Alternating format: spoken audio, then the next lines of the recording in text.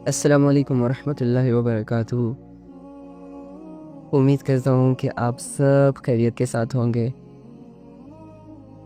اور اللہ رب العزت کو خوب یاد کرتے ہوں گے، اللہ رب العزت سے راضی ہوں گے اور اس کو راضی کرنے کی کوششیں بھی کرتے ہوں گے۔ اور میں یہ امید کرتا ہوں کہ آپ اپنی زندگی کو لے کر خوش ہوں گے، پریشان نہیں ہوتے ہوں گے آپ لوگ، کیونکہ ساری دنیا پریشان بیٹھی ہے، ساری دنیا مشکلات کے حوالے ہوئی پڑی ہے۔ آپ ہدایت کسے سمجھتے ہو؟ میں آپ کو آج ہدایت کی ڈیفینیشنز بتاتا ہوں کہ ایکچولی میں ہدایت ہوتی کیا ہے۔ بہت سارے لوگ کہتے ہیں نا کہ ہمارے لیے ہدایت کی دعا کریں۔ اچھا، یہاں پر ایک بہن تھی، اس نے مجھے کہا کہ علی بھائی دعا کیجئے کہ اللہ تعالیٰ ہمیں ہدایت دے۔ اور آپ لوگوں بھی روزمرہ کی زندگی میں یہ چیز سنتے ہوں گے کہ ہر دن یا ہر کوئی جب بھی ہم کسی سے ملتے ہیں تو وہ آگے سے ہمیں ضرور یہ کہتے ہیں کہ ہمارے لیے ہدایت کی دعا کیجیے گا وغیرہ وغیرہ۔ میں ان سے یہ کہنا چاہتا ہوں کہ خدا کا واسطہ ہے، جو دولت آپ کے پاس موجود ہے اس سے انجان نہ بنے، جو چیز آپ کے پاس اویلیبل ہے اس چیز کو اپنے ہی ہاتھوں سے کھوئے مت۔ اللہ رب العزت نے آلریڈی آپ کو ہدایت دے رکھی ہے۔ ہدایت کی جو اصل ڈیفینیشن ہے وہ یہ ہے کہ اس دنیا کے مالک کو ایک ماننا، اس پوری کائنات کے نظام کو چلانے والا ایک اللہ ہے، اس کا کوئی شریک نہیں ہے، وہ اکیلا ہے، اس کا کوئی ہمسفر نہیں ہے، وہ کسی سے ہیلپ نہیں مانگتا وغیرہ۔ اس طرح کا عقیدہ اگر ہے آپ کا تو الحمدللہ آپ ہدایت پر ہیں۔ اوکے، آپ گمراہ نہیں ہیں، آپ مشرک نہیں ہیں۔ اگر آپ ایک خدا کی عبادت کے قائل ہیں تو آپ ہدایت پر ہیں۔ اگر آپ نبی صلی اللہ علیہ وآلہ وسلم کو اپنا لاسٹ میسنجر مانتے ہیں، آپ ہدایت پر ہیں، آپ کو مل گئی وہ ہدایت۔ اگر آپ اللہ کے ساتھ شریک نہیں ٹھہرا رہے، اگر آپ اللہ رب العزت کے ساتھ کفر کا معاملہ نہیں کر رہے، اگر آپ اللہ رب العزت کو برا بلا نہیں کہہ رہے، تو الحمدللہ آپ لوگ ہدایت پر ہیں۔ اگر آپ قرآن کو اللہ کی کتاب مانتے ہیں، اگر آپ یہ مانتے ہیں کہ فرشتے ہیں، اگر آپ یہ مانتے ہیں کہ جنت ہے، دوزخ ہے، اگر آپ کا یہ عقیدہ ہے کہ مرنے کے بعد دوبارہ زندہ ہونا ہے، تو الحمدللہ آپ لوگ ہدایت پر ہو۔ آپ کو مل گئی ہے وہ سب سے پریشیس چیز اللہ کے خزانوں میں جو ہوتی ہے، ہدایت۔ اسی کو کہتے ہیں لا الہ الا اللہ محمد رسول اللہ، ہدایت ہے۔ ٹھیک ہے، اب ہدایت تو ہمیں مل گئی اور ہم لوگوں سے کہتے پھرتے ہیں کہ ہمارے لیے ہدایت کی دعا کرو، ہدایت کی دعا کرو، ہدایت کی دعا کرو۔ ایکچولی میں ہم جو چیز بولنا چاہ رہے ہوتے ہیں وہ یہ ہو رہا ہوتا ہے کہ ہم سے ہدایت کی لاج نہیں رکھنے ہو رہی، ہم سے ہدایت جیسی نعمت کی قدر نہیں ہو رہی۔ اللہ رب العزت نے یہ جو بن مانگے ہمیں اپنا تصور دے دیا، اپنا تعارف دے دیا، اپنا تعلق دے دیا، اپنے ایک ہونے کا یقین دے دیا۔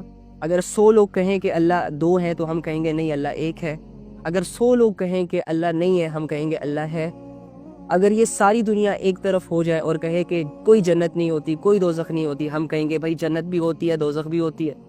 اگر یہ ساری سائنس مل کر آپ کو یہ کہے، کنونس کرنے کی کوشش کرے کہ دیکھو یہ دنیا بگ بینگ سے پیدا ہوئی ہے، بگ بینگ سے وجود میں آئی ہے، تو آپ آگے سے یہی کہو گے کہ بھائی تمہاری سائنس کی ٹیکنالوجیز ایک طرف، اس کی ترقیاں ایک طرف، چلو ہم سلوٹ بھی مارتے ہیں، لیکن یہ دنیا اللہ نے بنائی ہے، یہ خود سے نہیں بنی۔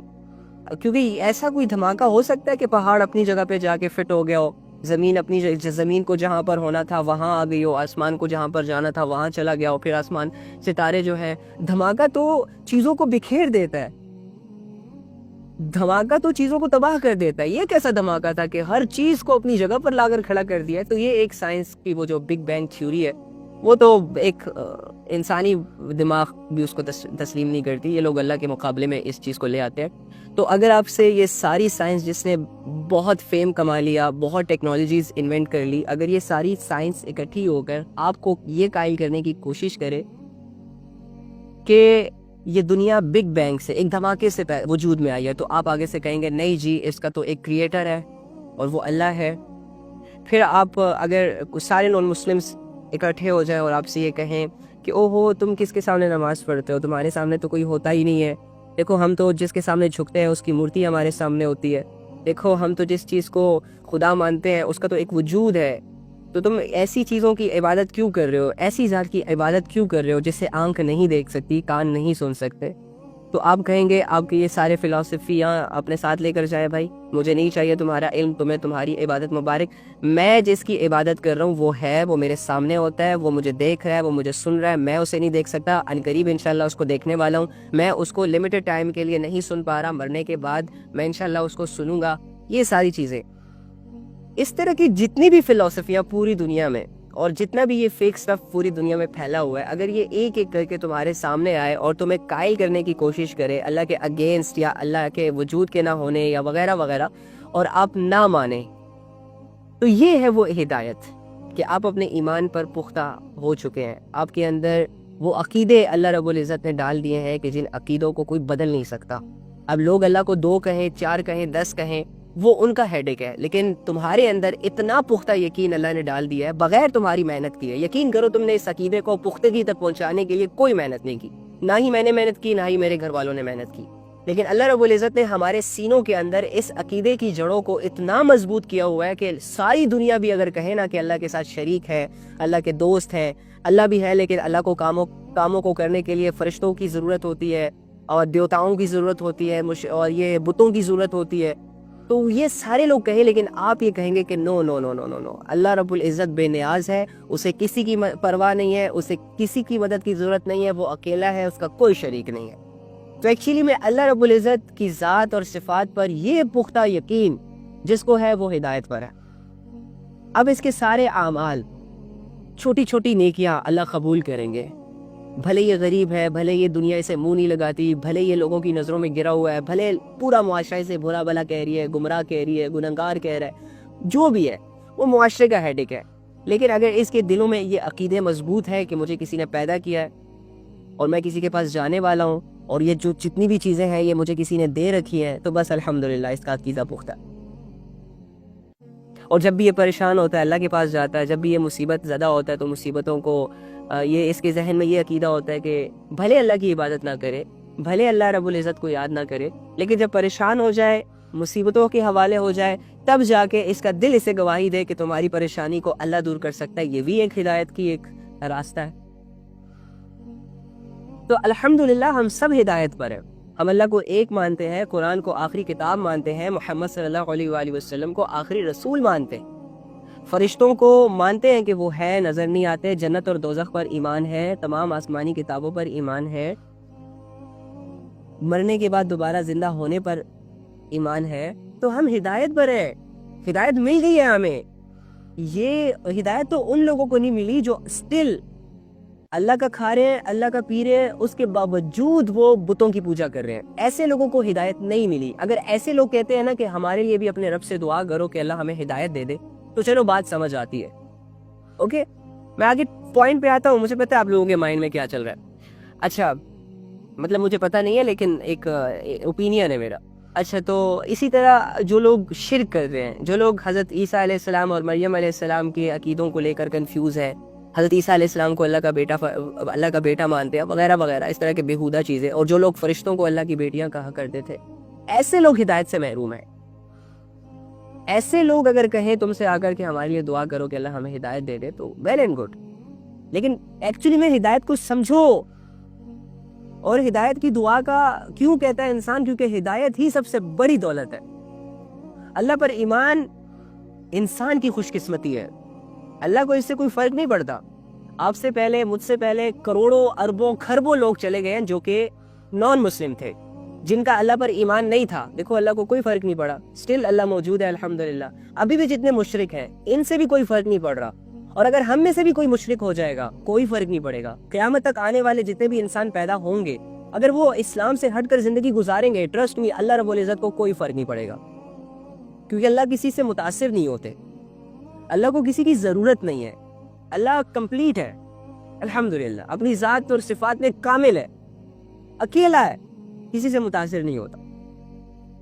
تو اللہ کو تو کوئی فرق نہیں پڑتا ان چیزوں سے کہ لوگ شرک کر رہے ہیں یا لوگ کفر کر رہے ہیں یا لوگ زنا کر رہے ہیں یا لوگ گناہ کر رہے ہیں، اللہ رب العزت کو کیا فرق پڑنا بھائی؟ یہ تو انسان کی خوش قسمتی ہے کہ ایک انسان کی زندگی میں اللہ آ جائے اور اللہ کا ڈر، خوف اور محبت اسے گناہوں سے، برے کاموں سے روک دے۔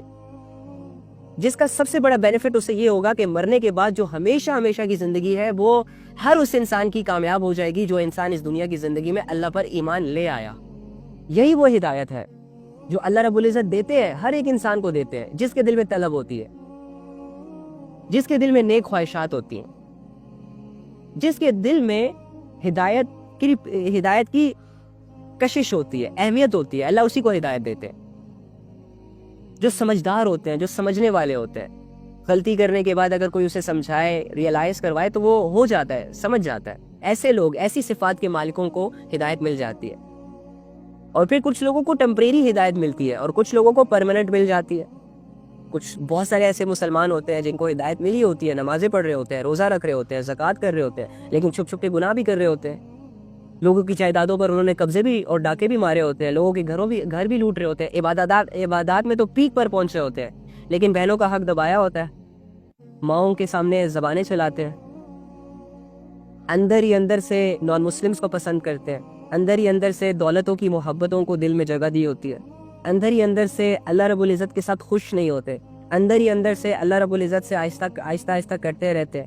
ہوتے ہیں ہدایت والے ہیں، کلمہ پڑھنے والے ہوتے ہیں، مسلمان ہوتے ہیں، جمعے کی نمازوں میں اگلی صف میں کھڑے ہوتے ہیں، لمبی لمبی داڑیاں، اتنی بڑی بڑی پگڑیاں، حج عمرے ہر چیز کیا ہوتا ہے، لیکن اللہ تو دل کو دیکھتا ہے، نیتوں کو دیکھتا ہے. بہت سارے گناہوں کے سامنے یہ اپنے آپ کو لے آتا ہے، نہیں رکتا، کرتا جاتا ہے. ایک وقت ایسا آتا ہے کہ اب اسے سمجھ ہی نہیں آ رہا ہوتا کہ میں کر کیا رہا ہوں، خیر وہی گناہ رہا ہے، لیکن گناہوں سے بھی بیزار ہو جاتا ہے ایسا شخص.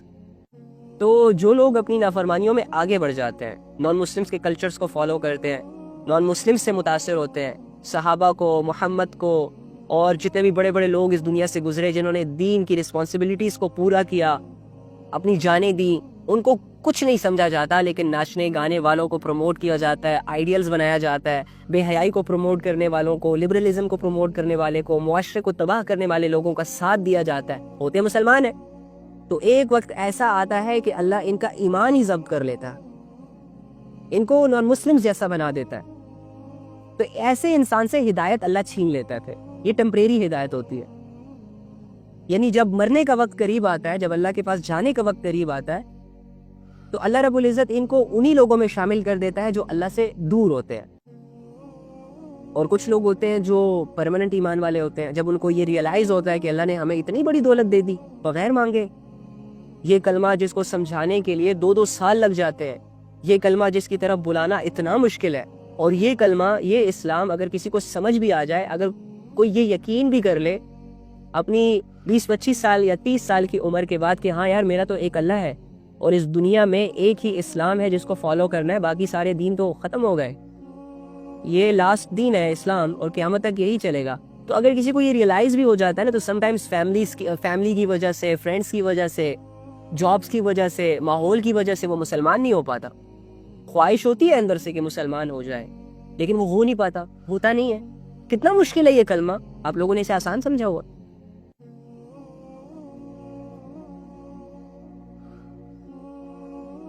وہ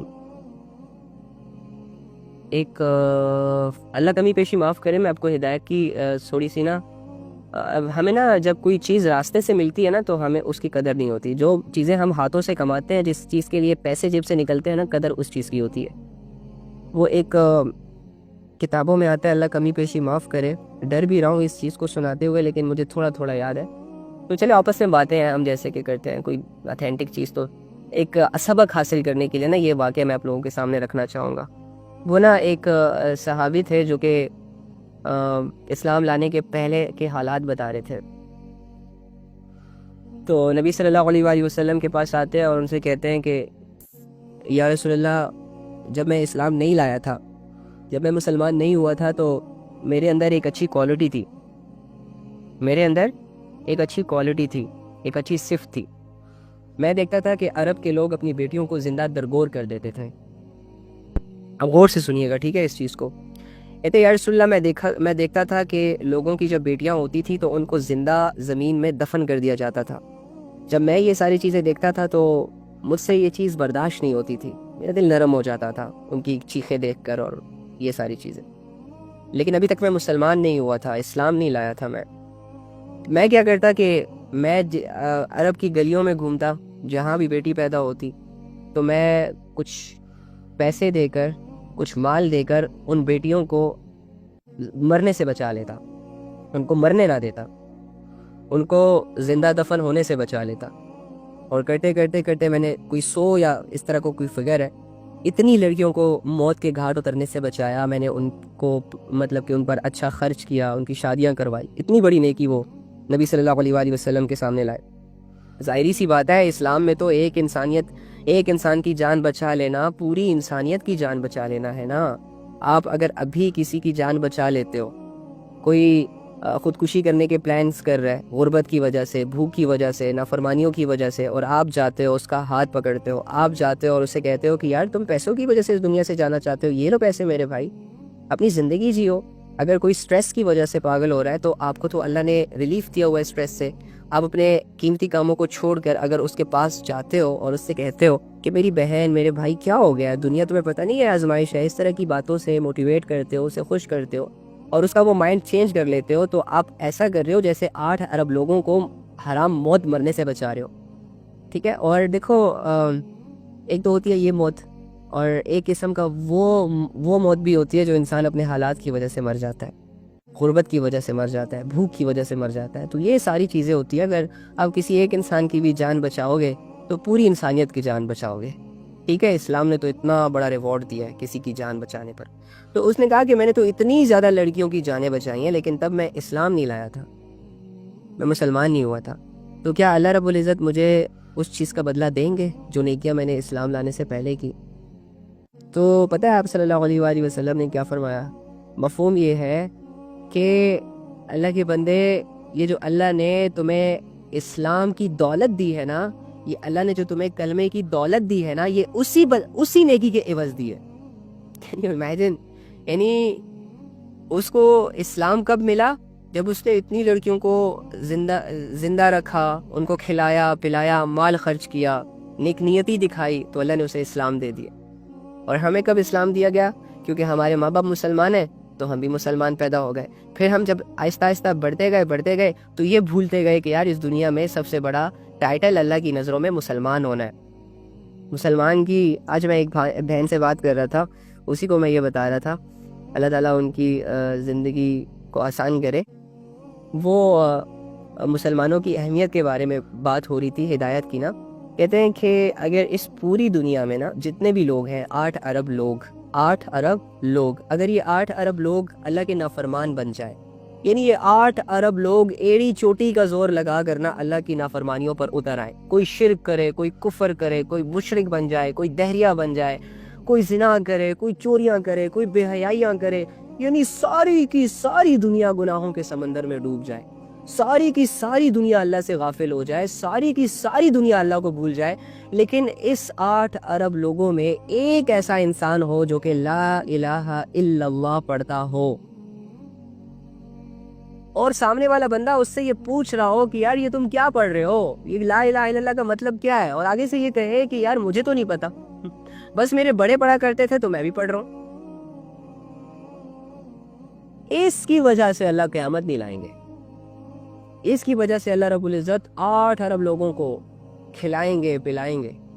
ہاں جب یہ مر جائے گا، جب پوری دنیا مشرک ہو جائے گی اور ذلیل کر دے گی خود کو، تو اللہ تعالیٰ زمین کو الٹ دیں گے، آسمان کو پھاڑ دیں گے، لپیٹ دیں گے، پہاڑوں کو اڑا دیں گے، سمندروں کو آگ لگا دیں گے، اور بس زمین بالکل فلیٹ ہو جائے گی، اور سب کو حکم دیا جائے گا کہ مر جاؤ، اور زمین ہچکولے کھائے گی، پھر سٹیبل ہو جائے گی، تانبے کی بن جائے گی، قبروں سے لوگ اٹھیں گے اور اللہ کی طرف بھاگیں گے. Can you imagine? یہ ایک مسلمان کی ویلیو ہے، تمہاری ویلیو ہے.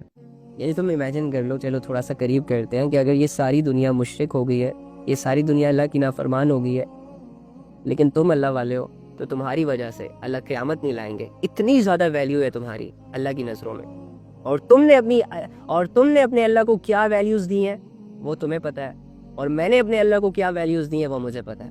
سوچیں گے تو شرمندہ ہو جائیں گے، سوچیں گے نا تو آنکھ نہیں اٹھا پائیں گے، سوچیں گے نا تو دل لرز جائیں گے، سوچیں گے تو رونا آ جائے گا ہمارے دلوں کو.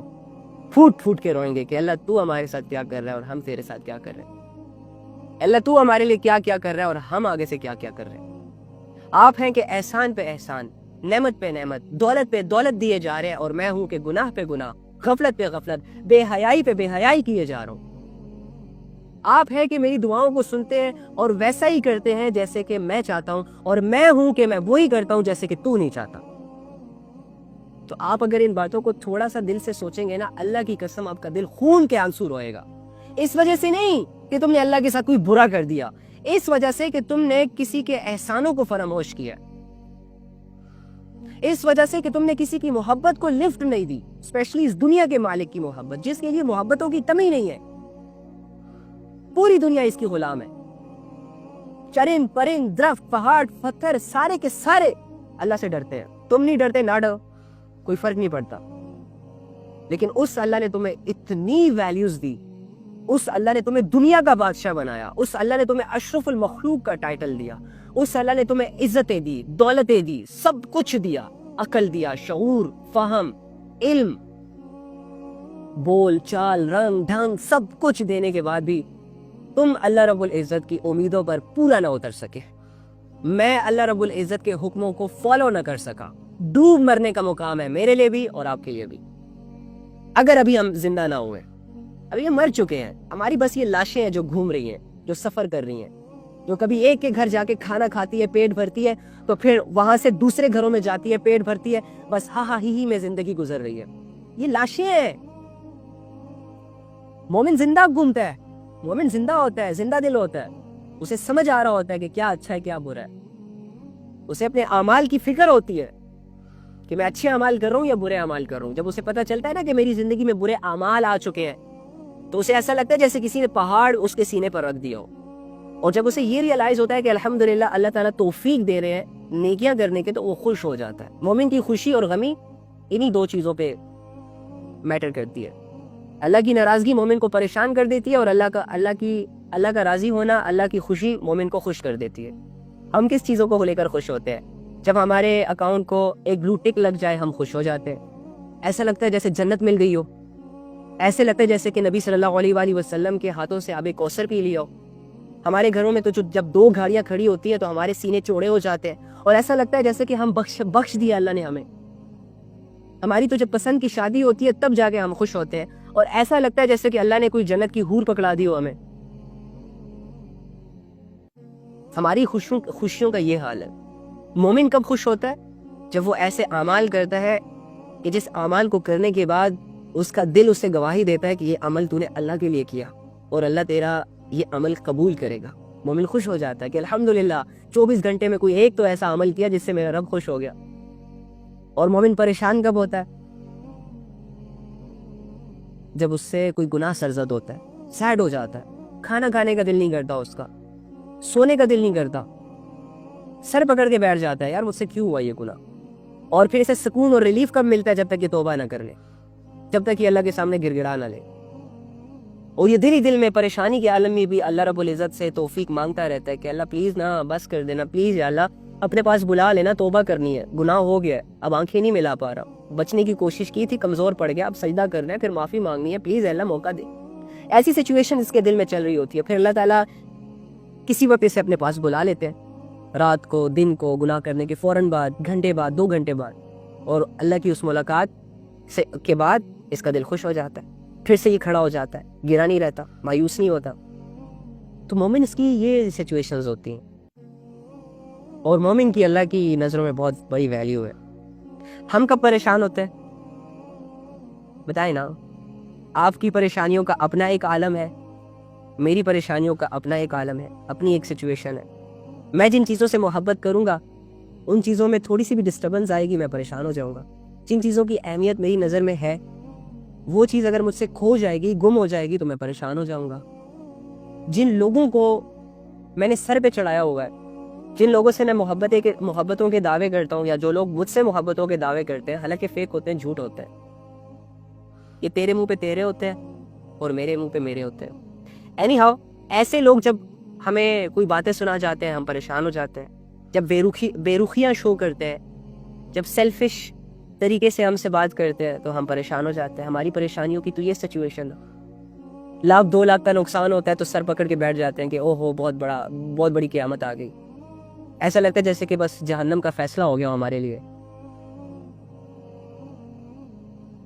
جب کوئی بہت بڑی دولت ہاتھ سے جاتی ہے, ہاتھ میں آ کر اسپیشلی جب ہاتھ سے جاتی ہے, تو ایسا لگتا ہے جیسے اللہ نے جنت کے دروازے سے موڑ دیا ہو اور جہنم میں انٹر کر دیا ہو.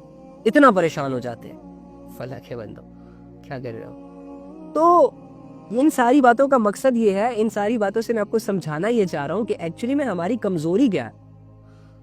ہماری کمزوری یہ نہیں ہے کہ ہم ہدایت والے نہیں ہیں. ہماری کمزوری یہ ہے کہ ہم ہدایت کی رکھوالی نہیں کر پا رہے. ہم ہدایت کو وہ پروٹوکول نہیں دے پا رہے جو دینے کا حق تھا. ہم ہدایت کو سنبھال نہیں پا رہے. ہدایت تو ہم سب کو مل گئی ہے, فری میں ملی ہے قسم سے. کوئی محنت نہیں کی ہدایت کے لیے. کلمہ کس نے پڑھایا تمہیں؟ محنت کی ہے؟ ہاں, پڑھ لیا کلمہ. چھوڑو اب اس کلمے کو. نہیں چھوڑو گے. کیوں؟ سب سے بڑی دولت سمجھتے ہو تو قدر کیوں نہیں کرتے؟ سنبھالتے کیوں نہیں ہو؟ 2 کروڑ جب تمہارے پاس آتا ہے تو اس کے لیے تو ایک لاکر بھی لے آتے ہو, پاسورڈ بھی لگا دیتے ہو, بینک میں جمع کروا دیتے ہو تاکہ سیف رہے. اب 2 کروڑ کی اہمیت ہے تو سٹرگلز کی, ایکشنز کیے اور اس کو سیف کیا. لیکن زبان سے جس چیز کو اپنے لیے بہت بڑی دولت سمجھ رہے ہو, یعنی ایمان, ہدایت, اللہ کا تعلق, اس کی تو کوئی کیئر نہیں ہے. اسے تو ایسے ہی چھوڑا ہوا ہے شیطانوں کے لیے کہ آؤ بھائی گمراہ کرو, آؤ بھائی ہدایت کی دولت کو آہستہ آہستہ کر کے چراؤ میرے دل سے, یہاں تک کہ ساری ختم ہو جائے اور پھر میں تم لوگوں کا غلام بن جاؤں. پھر میں تم لوگوں کو مان لوں گا. کیونکہ جب تک میرے سینے میں ہدایت ہوگی نا, جب تک میرے سینے میں ہدایت کی کوانٹٹی ہوگی, کوالٹیز ہوں گی, تب تک تو میں شیطان کو نہیں ماننے والا. تب تک تو میں شیطان سے لڑوں گا. ہاں, جب شیطان آہستہ آہستہ کر کے ہدایت, میرے ایمان میری سینے سے چوری کرتا رہے گا, کبھی بدنظری کروا کے, کبھی گناہ کروا کے, کبھی نافرمانی کروا کے, کبھی غیبت کروا کے, کبھی چغلی کروا کے, وغیرہ گناہ کروا کے ہمارا ایمان ہم سے چوری کرتا جائے گا. جب دل ایمان سے خالی ہو جائے گا تو ہم کہیں گے کہ میں تمہاری فوج کا بندہ ہوں. شیطان کو کہیں گے, اور پھر ہماری شیطان کی عبادتیں شروع ہو جائیں گی. ایمان کے بغیر پھر دوسرا آپشن شیطان ہی ہوتا ہے. تو ہم اپنے ایمانوں کے ساتھ کیا کر رہے ہیں؟ دعوے تو ہم کرتے ہیں, وہ آسمانوں کو چلے جاتے ہیں ہمارے دعوے. عقل مند تو اتنے ہیں کہ اگر بک لکھنے بیٹھے نا تو یقین کریں ایسی ایسی بکیں چھاپے کہ پوری دنیا اس کو پڑھنے کے لیے تیار ہو جائے. لیکن 1% شعور کا حصہ بھی ایمان کی حفاظت کے لیے استعمال نہیں کیا جا رہا. 1% بھی اللہ کے بارے میں نہیں سوچا جا رہا, ویسے جیسے کہ سوچنے کا حق ہے.